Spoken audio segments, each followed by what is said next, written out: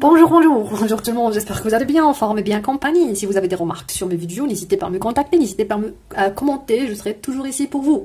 Alors, on commence. Alors, la dernière séance, on a vu quoi? On a vu, ça veut dire quoi? Une application linéaire, quelques propriétés très intéressantes, par exemple, la surjectivité et la dérivabilité, la surjectivité et l'injectivité et la bijectivité des fonctions linéaires par rapport à leur base, par rapport à la matrice d'application. Alors, on a vu, ça veut dire quoi, une application linéaire, ces propriétés qui sont très importantes à retenir, parce que si je parle d'une application linéaire, c'est équivalent à parler d'une matrice. Si je parle d'une matrice, c'est équivalent à parler d'une application linéaire. C'est la dimension des espaces d'arrivée, espaces de départ sont de dimension finie. Alors maintenant, on va voir une chapitre qui est très intéressante, une notion très intéressante, c'est quoi? Alors si je parle par exemple de la matrice de F dans la base P, de P à P'.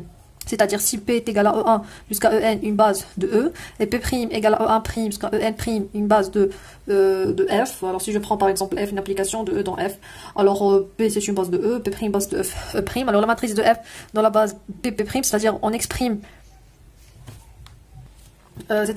les coordonnées de P' dans la base de P, les coordonnées de l'image, sachant que ici on écrit F de E1, F de E2 jusqu'à F de En dans la base E1', E2' jusqu'à En'.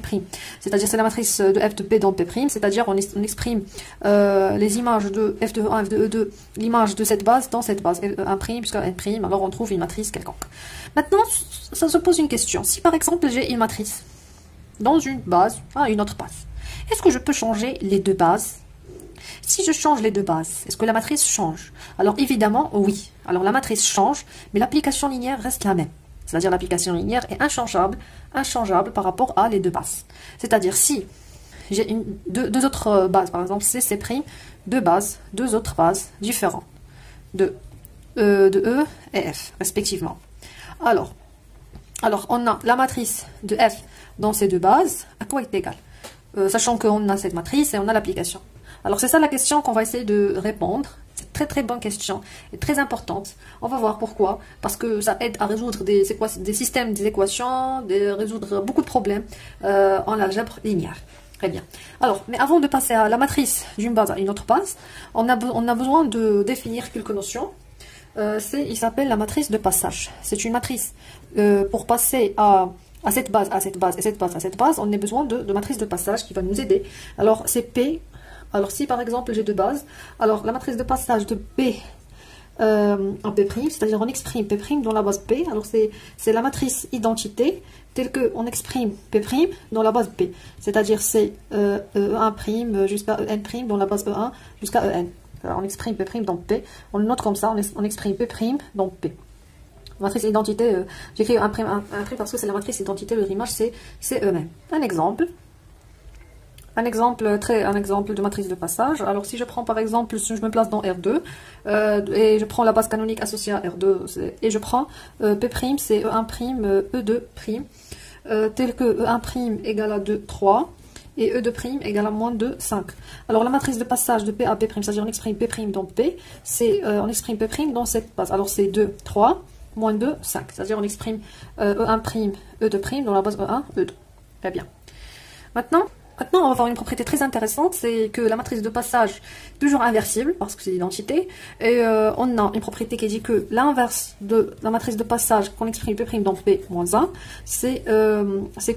on inverse les deux bases, c'est-à-dire on exprime P dans P'.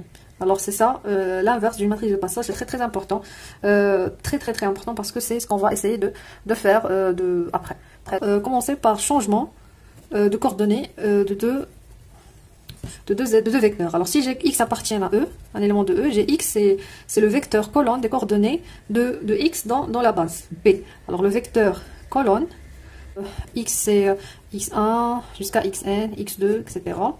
Et gx', c'est la même chose, c'est le vecteur colonne des coordonnées de x dans la base P', c'est-à-dire x' c'est x1', xn', c'est-à-dire j'ai x dans une base, j'ai coordonnées, et j'ai x' dans une autre base. Comment je peux accéder? Si j'ai ça, j'ai déjà ça, et je cherche ça dans cette base. Alors, on a une propriété très intéressante que vous devez savoir, c'est que x, celui-là, c'est la matrice de passage de P dans P', c'est-à-dire on exprime P' dans P, multiplié par x'. C'est-à-dire que x', c'est p moins 1, x. X' P dans P'. Alors ça, c'est x', c'est-à-dire si j'ai x dans une base et je veux l'autre, alors il suffit d'inverser. Un exemple. Alors, si je prends une base, alors soit U et V, une base de R2. Tel que je prends U, c'est de 3, et V, c'est moins 1, 1. Alors, quelles sont les coordonnées d'un certain XY? Alors, si je prends un certain XY, alors soit XY appartiennent à R2 quelconque, et je cherche les coordonnées de XY dans cette base. Alors, qu'est-ce qu'on a? Alors, on a x', y', c'est l'inverse de la matrice de passage de P' dans P, multiplié par xy. Tel que l'inverse de la matrice de passage P', c'est l'inverse de la matrice, alors on exprime P' dans P, c'est-à-dire 3, 2, moins 1, 1. Alors ça, 3, 2, moins 1, c'est la matrice de passage de P dans P', c'est-à-dire on exprime P' dans P. Alors on fait son inverse, on multiplie par Y pour trouver x', y'. Alors son inverse après des calculs, c'est... alors, je vais l'écrire ici. Alors, son inverse, c'est quoi? Alors, P-1, c'est 1 sur 5, 1 moins 2, 1, 3. Alors, après, d'après alors, vous faites, c'est 1 sur déterminant de P, déterminant de P, c'est 5, multiplié par transposé de comatrice de P. Alors, c'est facile. Alors, ici, 1 sur 5 déterminant, c'est quoi? Alors, déterminant, c'est 1 fois, ça fois moins, avec moi, c'est plus, 1 fois 2, c'est 2, c'est-à-dire c'est 5. Alors, 1 sur déterminant, 1 fois comatrice de transposé de comatrice. Pour avoir transposé de comatrice, qu'est-ce qu'on fait? On inverse les deux, ça, et on change le signe de celui-là. Alors, c'est 3, 1, il va être 1, 3, et on change le signe de ça, c'est-à-dire au moins de 2, 1, moins 1, et c'est fini, on a trouvé l'inverse. Alors, maintenant, c'est quoi notre but? C'est de changer la base, changement de base pour une matrice, non pas des coordonnées. Alors, faites attention avec moi. Alors, faites attention avec moi, je vais essayer de vous donner changement de base pour une matrice, et c'est très très important si vous comprenez. Alors, je vous remercie pour votre attention. On a vu matrice de passage, ça veut dire quoi? On a vu changement de coordonnées, c'est très très important. Alors, la prochaine séance, on va voir comment je fais un changement de base pour les matrices, c'est-à-dire comment je peux trouver une autre matrice dans d'autres bases.